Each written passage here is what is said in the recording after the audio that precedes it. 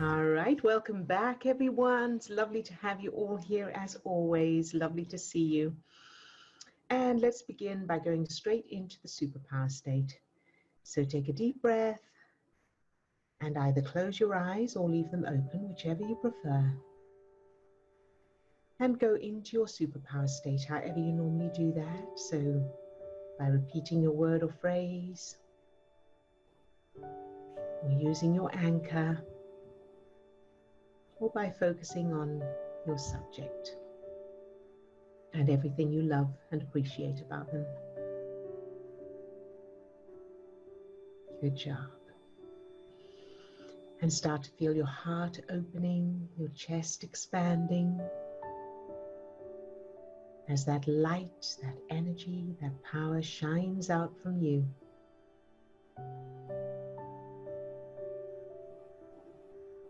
Very good. And allow that light, that energy to spread down to your toes, up to the top of your head, and out to your fingertips. So you're now full of that light, that energy, that love. Very good. And now allow that light or energy to fill each of the 50 trillion cells that make up your body. Love for each cell, just for existing.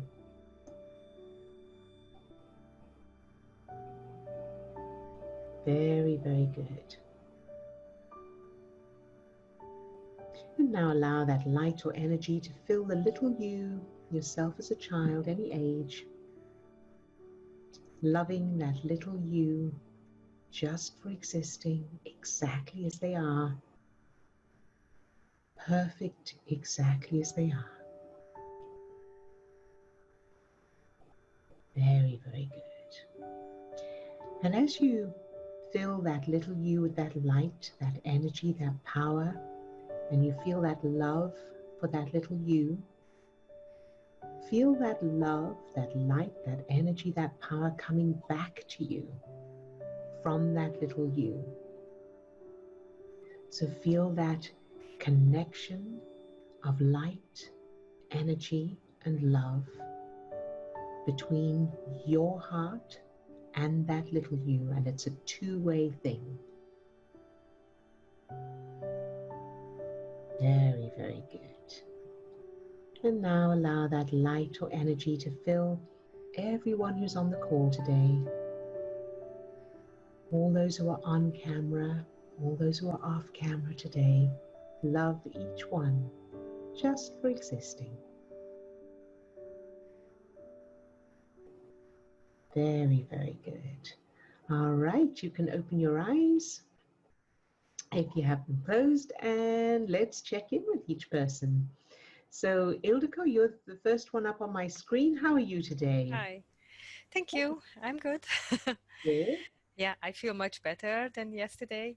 I told you I hurt my back while Yes. gardening, but I was also doing the superpower exercises, and I sent some extra love for my back. Good. Well So done. I remember to do that a couple of times, and I did my exercises because I have a whole regimen that I have to do when this comes up. Right. So Good. it's much better. Yeah. Yes. Oh, Thank you. good. I'm so glad to hear that. Good job, you.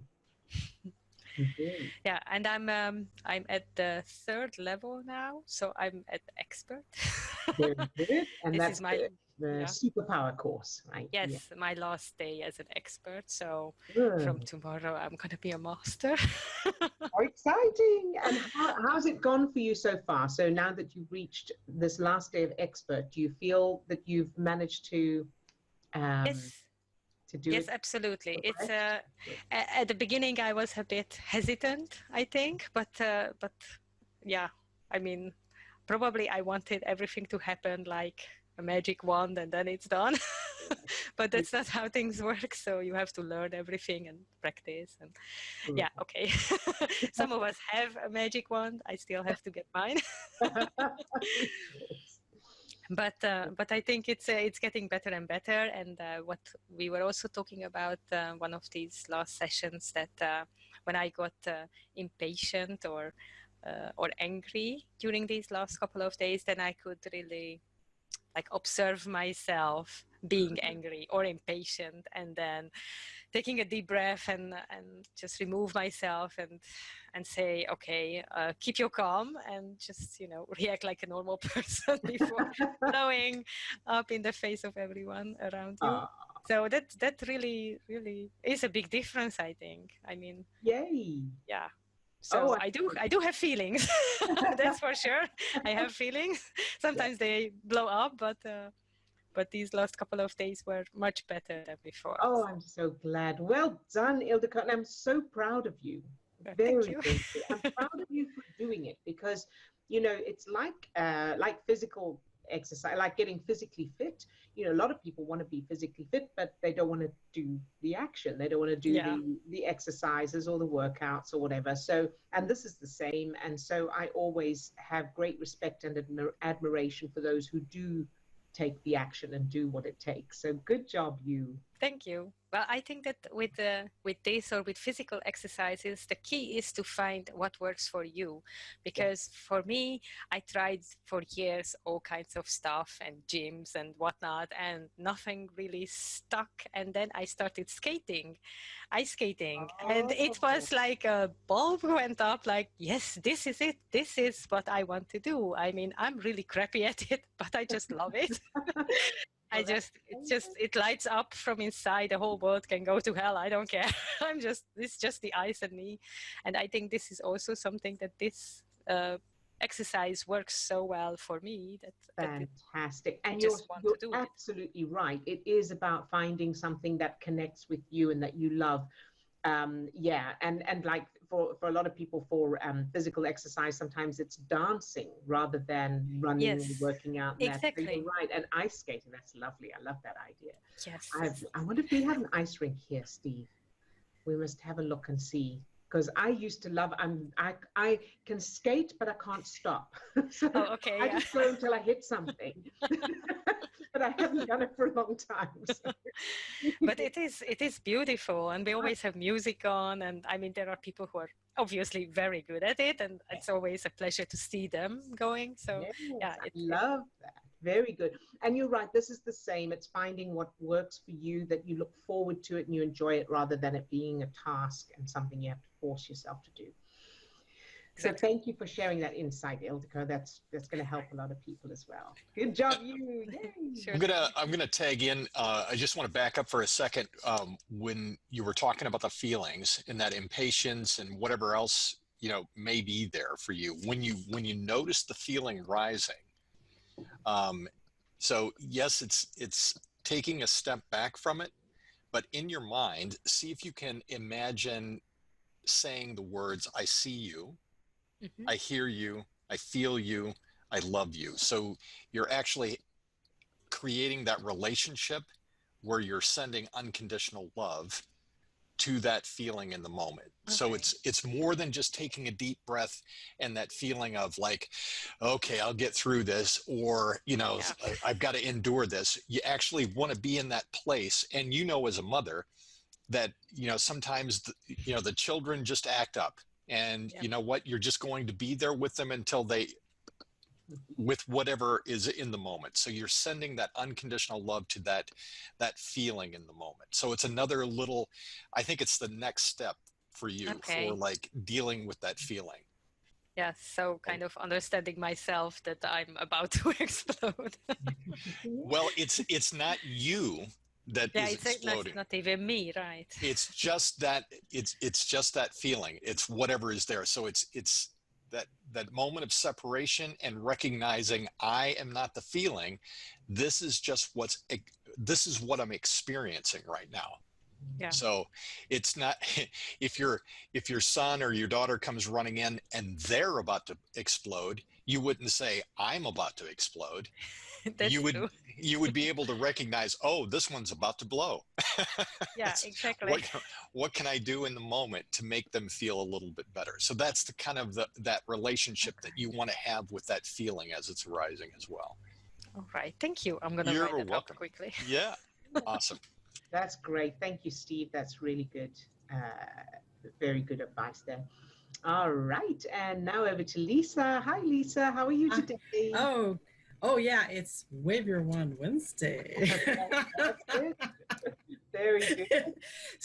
So last year I went to see Abraham with my daughter, Oh, and wonderful. and so it was so fun because she said, "What are you under the influence of? Are you under the influence of love, of joy, or are you under the influence of the lower self?" So I always think of that. It's like I am under the influence of my secret space program with my characters Very as a good. little kid. So whatever you do, I've reading from two books. They had exactly the same mirrors. Well, interesting. So one is from this one and yours. Oh, yes. Okay. And then it says, "Don't give up if you come across resistance." And then the other one says, "Take a nice deep breath and release the resistance." And then it says, "No matter how long your negative beliefs have been in your subconscious, affirm now that you're free from them." And then you affirm that you're willing to release the causes, the patterns in your consciousness that are creating any negative conditions in your life right now. And know that they can disappear and fade away and go into that little child state and take a deep breath and get in that love. Yeah. So that is a fun way to do it. And then I noticed that I'm going, when I do something, I'm using my little kid state. So that helps a lot. Yes. Very So good. it's so much fun. I'm really enjoying it. So thank you so much. Yay. Good job, Lisa. You're very, very welcome. And thank you for sharing that. Fantastic. Yeah. Good job. Yes, very good. And then Swasti. Hi, Swasti. How are you today? Hello, I'm good, thank you. Good. I had a question about something today.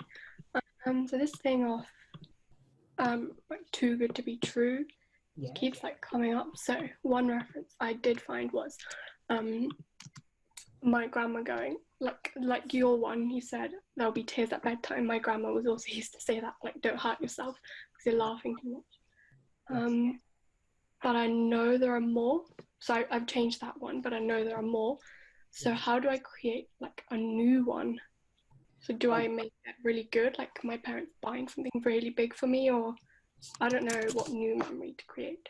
Okay, very good question. So the with your grandmother, when you changed it, what did you change it to? So they were all having fun with me and whoever, well, the whole family was having fun.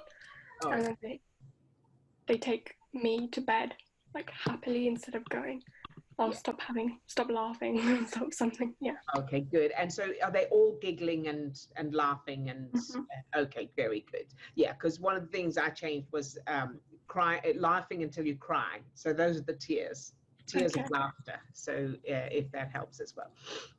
And then so then for the other one, yes, so you can create where they've got they buy you something, and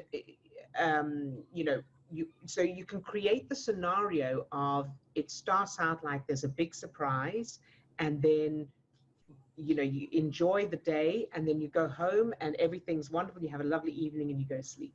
So those kind of things, and you can create them very quickly, and there doesn't have to be a lot of detail, as long as you've got that feeling of abundance, joy, and happiness and having fun that ends with abundance, joy, and happiness and having fun.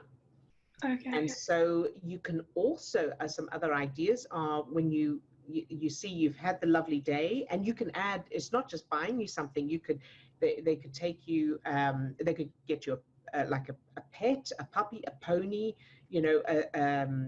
a slide, a swimming pool, I mean, you just make it as your subconscious won't question it, and it won't judge it as unrealistic. So make it as wonderful as possible. And then when you go to bed, there's something else there. There's a lovely, cuddly toy, or they read to you bedtime stories and you fall asleep listening to the bedtime stories. They kiss you goodnight. There's beautiful, patterns on the ceiling, those lights that do stars, and make it as wonderful as you can. Does that help? Yeah. So will this like contradict so what I've been feeling is like I've been feeling quite good recently, and that feels too good to be true. And then my like exam score has been going up, and I feel like, and then it came down a little bit today, and then I was like, oh, that's too good to be true. So will that contradict like everything? Possibly. So it depends on what else is there, and we don't know what other references are there. Mm-hmm. So when you, so I would say that feeling of it's wonderful, and then the exam result came down. What's that feeling right there, where the exam results were going up and then they came down a little bit? What's there? What's the emotion? Well, I felt like a little deflated, but then I knew like what to do, like how to fix it. I just knew I just had to do more questions under time conditions. Great. So I didn't feel kind of anxious about it as much as I would have like 2 weeks ago. Okay, good. So that's good. And then let's just look at, so you've got your grandmother saying there'll be tears at bedtime. You've changed that.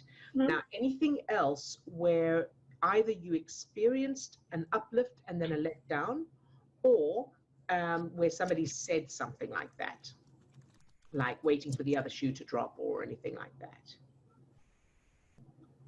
Nothing comes up like in the moment, but it might do later. Yeah, so then I would say that's great. Go ahead with those new memories, practice them. And then, you know, as you do that, you may find something comes to mind, Mm-hmm. and then just change that. And if nothing comes to mind, great, keep practicing that. And then whenever you, what I would do as well, in addition to all that, is I would imagine that you're doing results and then they do come down, and make sure that you send love to that. Okay, love whatever the result will be. And that will also help to strengthen. Yeah. Sound good? And well done you for getting those results up. I'm very proud of you. Yes. Thank you. Good. Very. I also had just a quick question about feeling confused and lost. I worked on this before, but I think it's just come up with different memories or pieces. Well, I don't have any memories of it yet, but I've just been feeling quite like confused, even though I'm preparing for this exam in the hopes of entering medicine. I still feel this push towards neuroscience. So I've been investigating like which unis still have places available, or if not, I'll just take a gap year and apply. Right.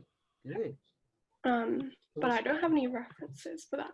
I don't know if I need to do anything about that, but just So like tell me what's wrong with it. What's the problem with it? Like constantly changing my mind and not being fixed onto something, I guess. Okay, so I'm going to give you 2 pieces to this. So the first piece is, you know, what's wrong with changing your mind? So you do this and then you decide, no, I want to do that. So there may be references there for if you say something, you've got to stick to it, or don't, you know, make up your mind, something like that. So check that. And it may not be yours. You may have witnessed someone who was always changing their mind and somebody criticizing or judging them for it. So those are possibilities there. And then for the actual decision itself, and I don't know if I think I may have shared this before, but I'm not sure, so I'm going to share it again just in case, is to wear the decision. Yeah. So pick one. So I'm going to say it. I'm going to go through it again for anyone who's new or watching this for the first time and didn't hear or missed that episode. Is that you pick one of the options and you pretend you've made the decision without taking any action on it. You just pretend that so you decide you are going to go with such and such, and you spend a period of time wearing that decision like a hat or an outfit. So if you've got plenty of time to decide, you may want to wear it for 24 hours. If you've got to decide sooner, you may want to wear it for an hour or two, however, depending on what amount of time you've got. And just notice what happens. And then after that period of time, you take that one off and you put the other one on. So now you pretend you've made the other decision. And of course, if there's more than one option, more than 2 options, you do the same for the same period of time. And by the end of that period of time, you will most likely know which one you want to do, or which one would be best for you. Does that sound good? Yeah. Yeah, you did share that with me before. I did do that and then I changed my mind again. And that's absolutely fine. So I would definitely start with checking for any references about changing mind. Okay. Because that's also a common one where, you know, parents get irritated with children for they keep changing their mind and irritated with each other, you know, for make up your mind, you know, you pick something, stick with it, you know, you don't keep changing. And of course, that's completely unrealistic in real life. We're all always changing our minds, and there's nothing wrong with it, as long as you're doing it from strategy and logic and reason, rather than being affected by programs and emotions. Yeah. Yeah. Okay. I would work on that. I think that there also could be cultural references as well. You know, so it may be parents that are saying that, but I think in the background, the culture is also saying something about people who change their mind or don't stick to it. You know, so it may be that the kind of thing that you're wanting to change, not only your parents, but maybe also the culture that is encouraging you to be curious, be creative, expand what you know, that kind of thing. That the heroes of the world are those people that, you know, push beyond that, trying to stay in a box, kind of thing. Yeah, and try something, and then if you change your mind, you do something else. Because the truth is, if you did, let's say you picked neuroscience, and you went and you did that, and then you changed your mind, and you go, oh no, actually, I want to do medicine. You just change and go to medicine. And you may be older, you may have, you know, but you've got your whole life, so it really doesn't matter. Even if, you know, you're 56 years old, like me, and decide, you know what, actually, I want to do such and such. I remember for myself coming across the word, and you know, it was when I was younger, but I heard somebody describing this person who was interested in all these different things as a Renaissance man. And I'm like, oh, tell me more about what that means. And they explained what a Renaissance man was. It's like, oh, that's what I want to be. I want to be a Renaissance man. I want to know about everything. You know, so then it's like, oh, Leonardo da Vinci was a Renaissance man. Yeah, that's who I want to be. So if you think about some of those people in history that didn't limit themselves to just one thing, and the brilliance that then, you know, and with, you know, that culture ends up looking to these people as heroes. So you can also use that. You can borrow some of that feeling too. Yeah. Very good point. Thank you, Steve. Thank you. Does it help, Swasti? Yeah. Good job, sweetheart. Thank you. I'm so proud of you. I feel like you're my daughter. I'm lucky to have a daughter like you. Good job. Thank you. Very good. You're welcome, love. And Sue, how are you today? I feel that I'm on a tightrope. I don't know. I just get this. I actually get a sort of like a picture in my mind, and it's like there's a cliff, and then there's a cliff, and you know, like a, what do we call it? Like a gorge in between, and I'm in between, sort of like trying to hang on to one side, but also hanging on to the other side. Okay. And I've been doing a lot of work on myself today. Yeah. And some things are shifting, some things aren't shifting, and then I get despondent and sort of like feel like I'm losing hope, and then I say, like, you know, if you persevere, you're going to get there. So that's how I'm feeling. Okay, so 2 questions. The first question is, what's wrong with being in the gorge between the 2 cliffs, hanging on one and hanging on the other? What's the worst thing about that? What's the problem with that? It feels uncomfortable. It feels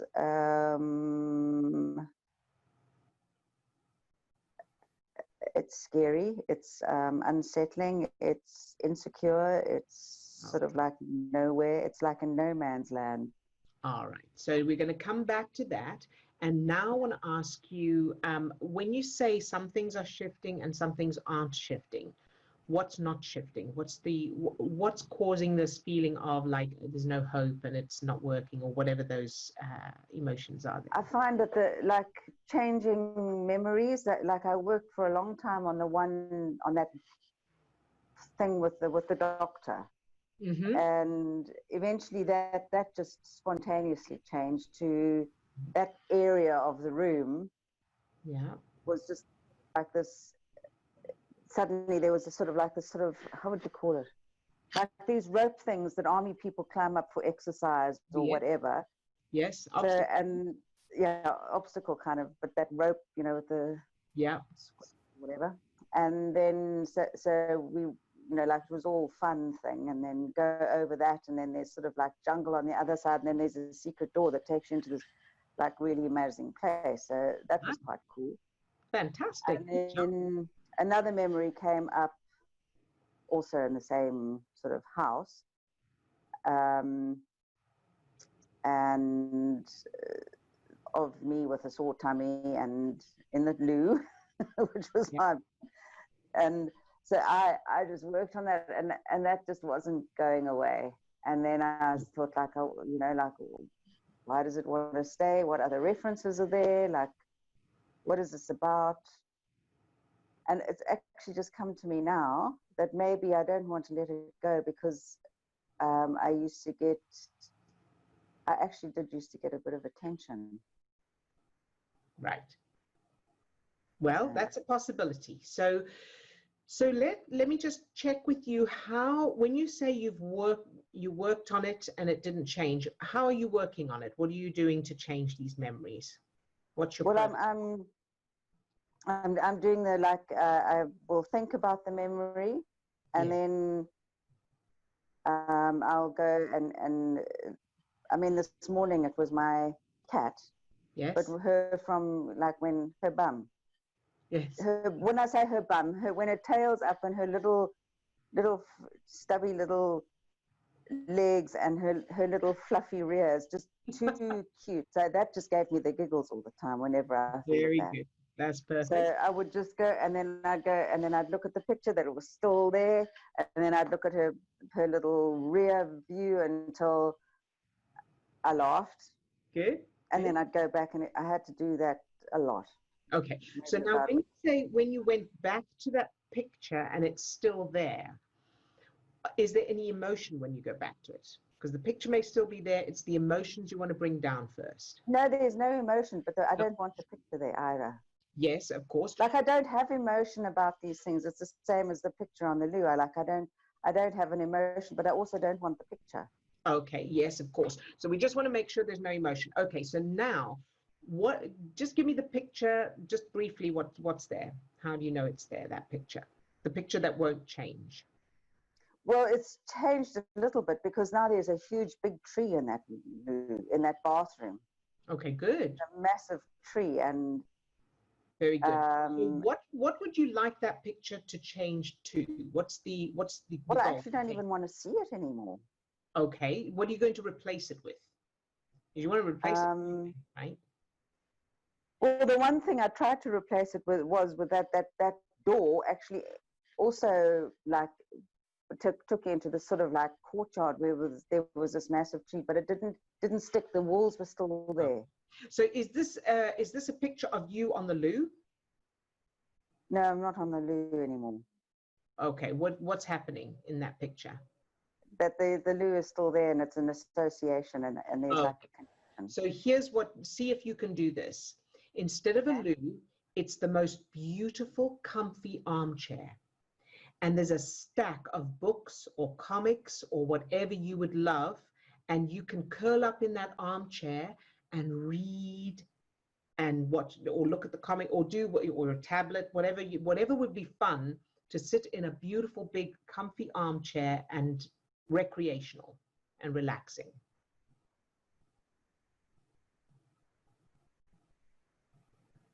Yeah, that big comfy armchair, that was, the first picture I got was of this thing that sort of like envelops you and makes you feel safe. Nice. And that was like, oh, like, then I want to go like, that actually creates emotion. Good. That feeling of safety from a chair. Good. There you go. That's perfect. But why would it create a kind of like a sadness? And why does it create what, sorry? A feeling of sadness. Sadness. Okay. So I thought loss or lack of. Lack of. That I have to go to a flippin' chair to feel safe. All right. So there it is. That's what it is. Okay. So let's do let's make that chair now into a larger chair, either a larger chair or a couch, something bigger. Put Okay, your yeah. parents either side of you. Can you do Yeah. that? Yeah. So you're all curled up together. They've got their arms around you, and either they're reading to you, or you're all watching something, or you're all talking, or something like that, or you're all reading something. Yeah. How does that feel? Yeah, that feels better. That actually creates more emotion. Good. Stronger And emotion. what is that emotion? The same sort of thing, like of lack and loss. Good. Now, how do you know that that didn't happen? How do you know there's lack and loss? I don't, other than the sort of Only like way you know it is your reaction. conscious mind. So, is it my conscious mind though, or is it like a subconscious conscious mind? If you know what I mean. You know, like you've got the subconscious that's completely subconscious, and then you've got the subconscious that's sort of like semi-conscious, and then you've got the real conscious. well, you know, that's how I sort of like see it. Yeah. So here's the thing: your subconscious cannot tell the difference between reality and imagination, and won't question anything from a logical point of view. So if you decide, if you as you picture and you get the feeling of being in that chair or couch with your parents either side and that lovely connection, and you are choosing to focus your conscious mind on the loveliness of it, how wonderful it feels, the feeling of safety, the feeling of connection, okay, the affection, the love, the appreciation, all of that takes your conscious focus. Your subconscious will accept it. It's only when your conscious mind goes, yeah, it would have been nice to have that, or they never do it. But you see, is that a conscious mind, or is that a trained consciousness? I don't know. You know, like there's a fine line. It's not like I'm going, oh no, but that it wasn't like that. It was like I saw it, and it felt good, and then immediately it was just that automatic. Yes. So the initial thing is automatic, and then whether you accept it or redirect it, that's your conscious will. Does that make sense? So that's a conscious choice. That's a choice. So for example, like for me, when I first changed some of my memories and I imagined instead of being thwacked, it was a high five. The first thing that occurred to me was my grandfather couldn't do a high five because his arm was paralyzed, one arm, whichever, I couldn't remember which one it was. As it happens, I think it was the left. But that came to me, and I thought, and I can't imagine him doing that. He would never high five. So that was when I then overrode that, when my subconscious doesn't know that, and I replayed the memory of the high five and added more emotion and saw his face laughing and that kind of thing. Okay, yeah. You see that? Okay, yeah. So it's just a case of, you have to be really like on it and just whack it when it wants to come in. That's it. It just to begin with, and then once you've done, it's like riding a bicycle. You know, you topple over, you keep toppling over, you keep having to get back on, but eventually, once you've got the balance, then you just go. And that's how this is. Now, in addition to that, if you found that feeling of sadness and loss and lack and that was persistent, then you could do that exercise of just allowing it to be there. Just go, so this lack, this loss, this sadness, let me just allow it now to be there. Yeah. And then, and separating, observing it. Just observing it. So that you're not in it, you're observing it until that feeling comes down and you're able to go to the final memory. Yeah. Okay. Does that sound good? Yeah. And here's the thing, this is what's so brilliant, is that though the stomach aches, the loo memories, the fact that the loo wouldn't change, all of that is because of an anchor with that, not having that from your parents, that love, that connection, that Yeah, that and sort of like that I had to actually have like a health problem to get their attention, even if it got their attention, but not in the right kind of a way that was needed. Yeah. Exactly. And so many children have to do that, have to go through that. You know, they have to be ill, or they have to be, you know, have issues with other kids or whatever, just to get some kind of attention. And to a child, even negative attention is better than no attention. Because if I've got negative, I'm getting waves of goosebumps as I'm saying this. If I'm getting negative attention, at least I'm still alive. But if I'm left, if they leave and they don't pay any attention to me, I will die. Wow. See that? Mm. So well, you know, that's quite interesting, because like without being sick or having tummy problems, I suppose there was no attention. Right. Wow. There it is. And that doesn't mean that you didn't have the pain. You had the pain, but that was the only way your subconscious could. So it was all unconscious. So you weren't consciously going, oh, I'm going to pretend. And even if you had, that would also just be a survival thing. But as it happens with you and with a lot of others, the illness is real, but it's being created unconsciously for survival. Mm. And then I had my father saying to me, stop always focusing on your aches and your pains. Yeah, there you go. Isn't that interesting? This is crazy. Yeah. Oh. And you know, like, and I know that they, you know, like in their own way, then I just have to I have to go back and rewrite their stuff, that they were completely loved, and they were unafraid of actually expressing and that's it, receiving love. Yes. Wow. Yes. Because they never said I love. Oh, that makes me want to cry. There you go. And so, you know, they felt it. They just never said it. They just couldn't say it, because in their little subconscious, their lives were in danger if they said it, because it was too vulnerable or whatever, depending on whatever experiences they had. So what I want to say is create memories for your parents of that age with their parents in those beautiful, that couch or that chair. Yeah.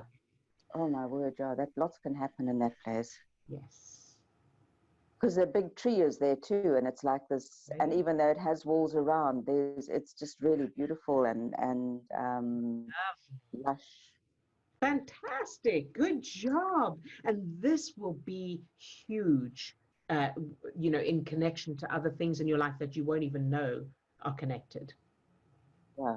Because this is some core foundation stuff. Mm. Good job, Sue. Thanks. So proud of you and so excited. Always. Yeah, you're very welcome. And I'm particularly proud of you for showing up so that we can do this. Because, you know, when you feel like something's not working, when you feel like, well, I've tried it and it doesn't look like it's working and there appears to be no hope, it's very easy to not turn up. So I am very, very proud of you for being strong enough to turn up so that we can make this progress. Cool. Good job, You're very, very welcome, sweetheart. Good job. All right, and I think that's everybody who's on camera. Steve, any questions? Yeah, we do have a question, and I just wanted to hop in quickly and just tag on Sue's question or comment, because it reminds me of some work I'm doing with a couple of other clients, and especially, and I know that this may resonate for Sue, but especially people who are artistic and visual anyway. You know, seeing this revision work that you're doing is kind of this multimedia art project or a renovation project where especially if you're envisioning, and I know you were talking about seeing a room, the bathroom, the loo, or seeing some environment that still has a negative look to it.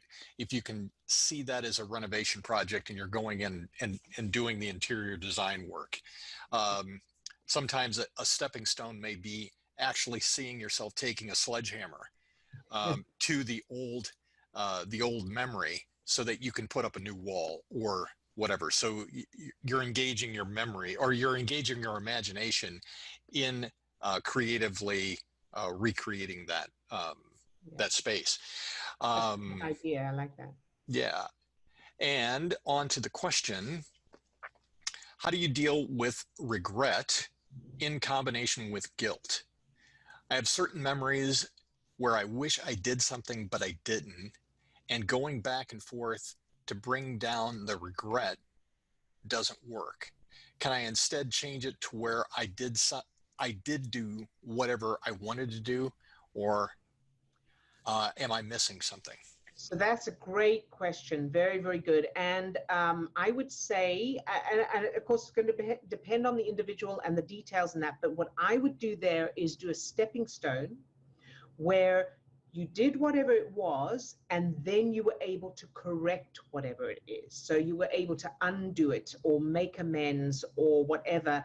And so whatever it was, you were able to correct it. So let's say, I know a lot of people have this, you stole something. Let's say as a child, you stole something, and then you can do a stepping stone memory of you went and put it back before anybody realized it, and then you didn't steal it in the first place. Or again, depending on what actually happened, what the original references are, you stole it, and when the person confronted you, they were very kind, and you said, oh, okay, it's just a misunderstanding or whatever. So whatever the ideal original reaction to it would have been as a stepping stone, practice it 3 times, and then the final memory is that you didn't do the thing in the first place, whatever it is that is causing the guilt and regret.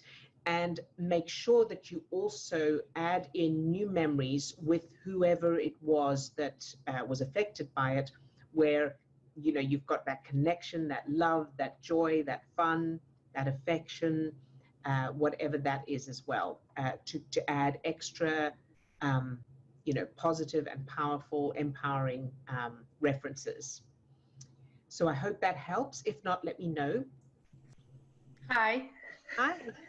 Hi. So the one of the memories is that it has nothing to do with stealing something. It was when our dog died. Oh, okay. And somehow he was ill for a few days, so we knew he would die. And this particular evening, I was in my bedroom and he was where he was sleeping, and I got this feeling of something is wrong, but I didn't go downstairs, and the next morning he was dead. So that's the guilt and of, I should have been with him, and the feeling of so it's guilt and regret of being there for my dog, and I don't know how to change it. So then I can help you specifically. Very good, Ilya. Thank you for sharing that. So I would do the in fact, before you even do that, I would check childhood memories first of all for guilt and regret. So that feeling of I should have, and feeling the guilt and the regret, that same feeling, where in your childhood did you feel it? And it may have nothing to do with a pet. It may be something else, if you could find anything. And if you can find something, then of course change that first to the opposite, positive, empowering, and then come back to your dog. If you can't find it, that's okay. You can just do with your dog. Now, what you're aiming for is a stepping stone of where you did go downstairs. So you felt that feeling, and then you went downstairs and you were with your dog, and whatever the ideal situation would have been. Okay.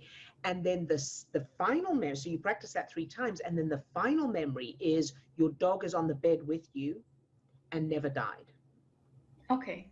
Okay. I try to do those stepping stones, and then I can see it, but this feeling of regret, then that's coming from your very strong, and I keep thinking, well, I didn't do it, so I don't know, maybe it's like a little bit with Sue, like consciously you know it didn't happen, so I don't know if that's keeping the regret feeling alive. Or I would say that's part of it, but also it sounds like you've got childhood references for regret.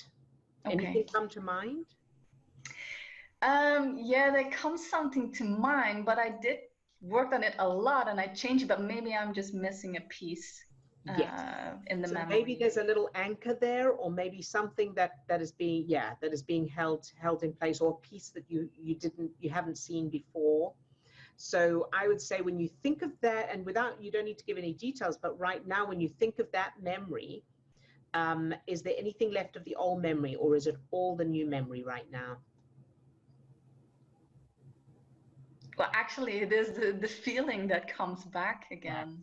Okay, very, and very. it's because I was really, really, really young, and felt guilty. Well, it was my mother's birthday, and we had a gift. Apparently, my dad didn't give the gift on time, so my mom thought we forgotten her, and I apparently was the only one of the three of us who felt guilty.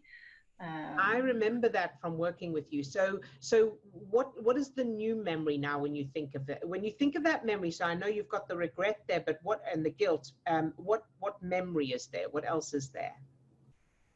To where I changed it, or from the original? Well, whatever comes to mind first. Okay, what comes to mind first is the setting we are in. So that's from the original one, and then eventually comes the new one. But when I think about it, so it's like a setting where we're sitting on the table and my mom is crying. Ah, okay. So that's the piece that's still there. So let's have a look. So you're sitting at the table. Let me ask you this. Anything else happen at that table that was emotionally upsetting or emotional in any way? I don't know. Just sitting on the table wasn't tensed situation always. So just being, having dinner or whatever. I think a lot of people related it. Just sitting sitting at the table. Sitting at the table with your family is a tensed experience. Okay, that is a fantastic insight there, because that will be probably the anchor that's holding the rest of it in place. Even though it's a different feeling, because I'm focusing on the regret feeling.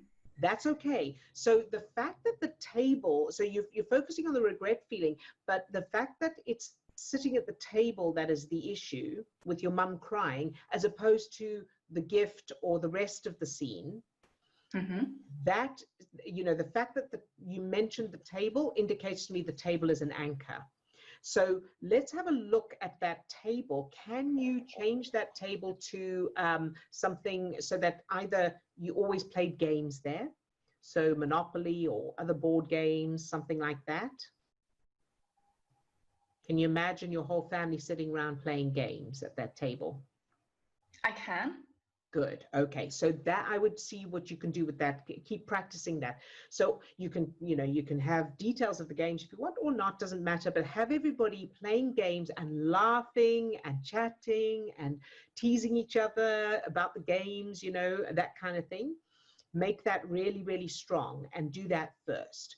And then come to the memory of your mum, and instead of her crying, she's laughing because of something to do with the games or the gift or something like that. Okay. Does that sound good? Yes. Okay, good. And then once you've done that, make sure that you practice, you've got the rest of the memory where the gift, it was a surprise and she's so thrilled. It's the perfect gift. And I can't remember if you had a detail of what the gift was, but remember, it can be anything. So literally anything. So it could be tickets to Hollywood, or, a puppy or whatever. Make it, a new car, the keys to a new car, something like that. Make it particularly amazing, so that you've got stronger of those feel-good chemicals to override the stress chemicals. That's that. Once you've done that, then come back to your dog and do that little stepping stone and the final memory of your dog on the bed and never died. Does that sound good? Yeah, that sounds good. And it shows that even though you think you changed the memory, and it did change for a long time, that something can come up again.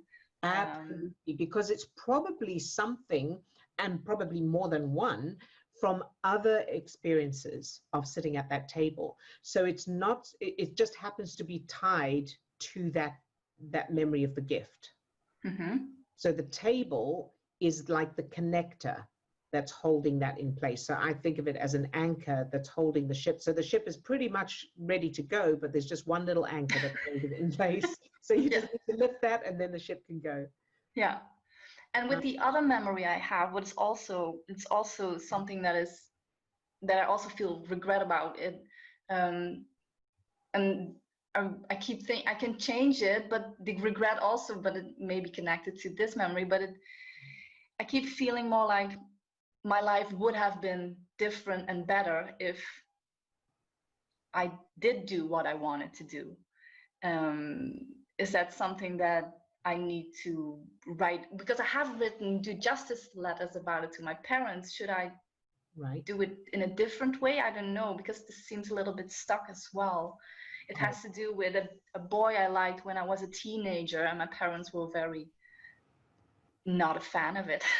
Yes. So I didn't, we didn't get a relationship or something, but I always wanted it. And this feeling of regret of my life would have been completely different if I would have done that. And that makes perfect sense. And what I would do with that, I would definitely work on the other stuff first, get that done, come forward, do the dog, and then come to the boyfriend thing. And you could, if that regret is still there, you may find that's changed already, but if that regret is still there, then I would do the Steve's thing of just allowing the regret to be there. And so if I had done it differently, it would have worked out differently, and just observe that. And eventually I can change it to where I did. Absolutely. And my parents approved of it. Exactly. They were great friends. They loved him, and all the activities that you all did together as a family with where he was included. And yes, that's the end result you're aiming for. Yeah, thank you. Apparently something is keeping the regret really alive. Yes. And of course, as you change the table and you just clean up that gift memory and all of that, you may find something earlier comes up. And then just change that. And the other thing you could look at is who else in your family felt regret. Okay. So you may have learned it from someone. Yes, I think there are a lot of references for that as well. Oh, there you go. Yeah, so you might want to change those first. Yes. Okay, so everyone is able to do whatever they want to do. Yes. Whenever, with whomever. Okay. Exactly. Okay. Yeah, thank you very much. There's a lot of freedom and enjoyment of life. I want to chime in on this one, because regret and shame and guilt are some of those issues for me that were really difficult to work on and difficult to let go of. And I'm resonating with Ilya in that it seemed like I had worked on these things for so long, but the regret and the guilt was still there. And so the practice of just being with the regret and guilt to start out with, when you're noticing that feeling, just allowing it to be there, starting at that point. And because I think I had a decades-long relationship with the guilt, the regret, and the shame, it's like I don't want any part of feeling that. So you're constantly pushing that away or denying it or beating it down with a stick to get rid of it. But if you see the regret, the guilt, the shame as one side of a coin, so whatever it is that is the opposite is on the other side of that coin. So like in the case of regret, it may be that feeling of freedom, or whatever's there for you when you think about the opposite of regret. But when you're pushing away the regret, you're also pushing away the opposite of that too. You're pushing away the freedom. So if you can just allow the regret to be there and allow it to be heard, allow it to be expressed, sending it that unconditional love, then it transforms, and you get to also then experience the opposite of that. So when you're in that state of allowing and accepting, you're also, and then doing the work to transform the old memories, and that it allows both states to be there, but it transforms into the freedom to just be, and not to have that feeling of regret and shame. So I hope that helps a little bit. I hope I said that in a way that made some sense. Thank you very much, Steve. Fantastic. And hopefully that's helpful, Ilya, as well. Very good. All right. So let's go into the targeting. So Steve, if you could send me the targets, and very helpful. Good job. Yeah. And take a deep breath and either close your eyes or leave them open, whichever you prefer. And go into your superpower state, however you normally do that. And start to feel your heart opening, your chest expanding. Allowing that light, that energy to shine out from your heart. Very good. And now allow that light, that energy to spread down to your toes, up to the top of your head, and out to your fingertips. So you're now full of that light, that energy, that love. Very good. And now allow that light or energy to fill each of the cells of your body. Love each little cell just for existing.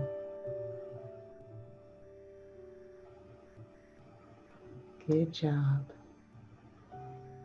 And allow that light or energy to fill your subject, loving them exactly as they are. And then imagining that your subject doesn't want to be with you, or that they don't have the qualities that you love and appreciate about them, and keep them filled with that light, that energy anyway. Very good. And now let's go to Lisa. Fill Lisa with that same light, that energy, that love. From the tips of her toes to the top of her head and out to her fingertips, love Lisa just for existing.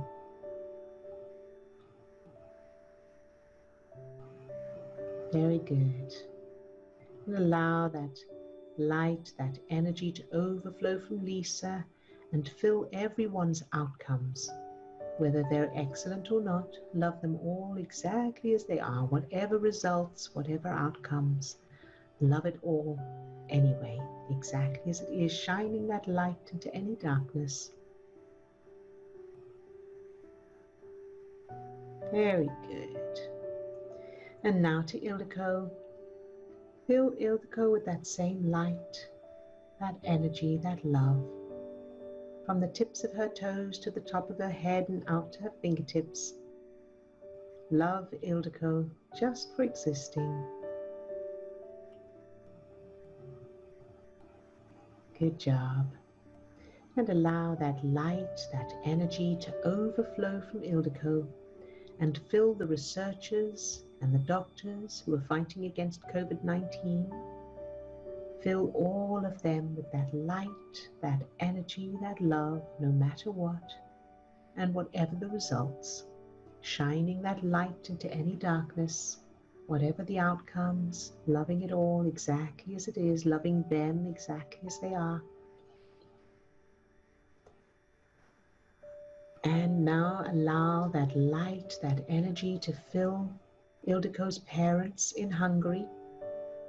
Fill her parents with that light, that energy, that love, from the tips of their toes to the top of their head and out to their fingertips. Love Ildiko's parents exactly as they are,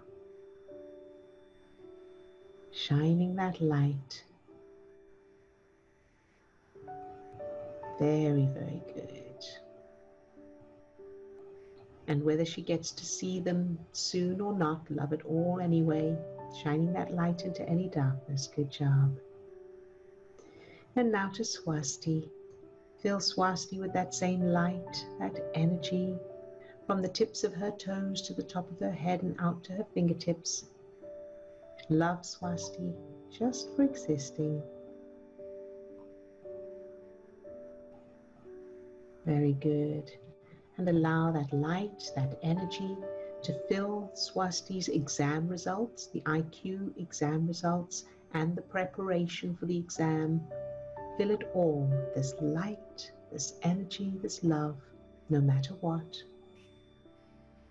No matter how the preparation goes, no matter what the results are, filling it all with this light, this energy, and loving it all anyway, exactly as it is, shining this light into any darkness. Good job. And now to Sue. Fill Sue with the same light, this energy, from the tips of her toes to the top of her head and out to her fingertips. Love Sue just for existing.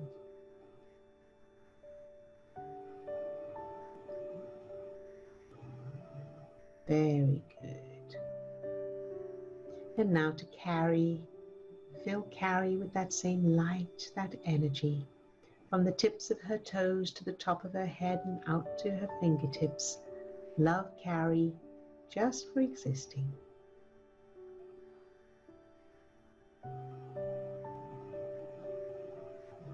Good job. Very good. And now to everyone who's off camera today and everyone who's watching the recording. Fill all of them with this light, this energy, this love.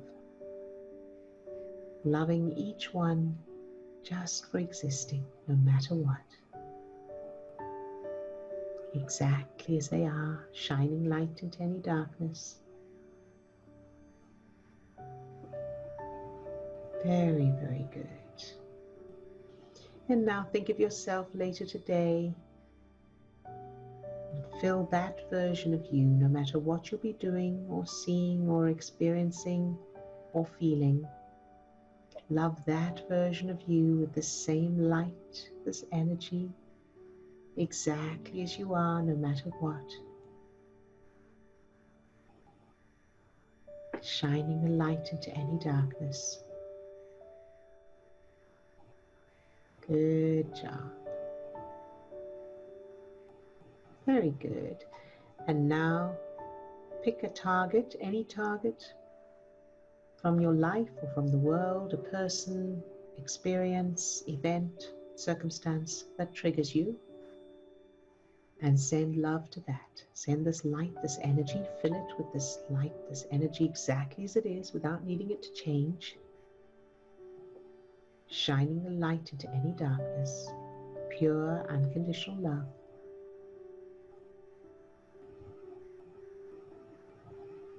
Very good. And surge.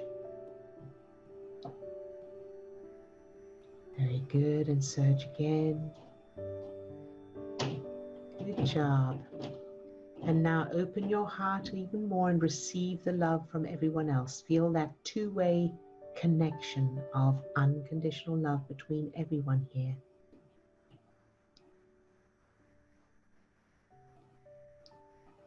Very, very good. All right. You can open your eyes if you have them closed.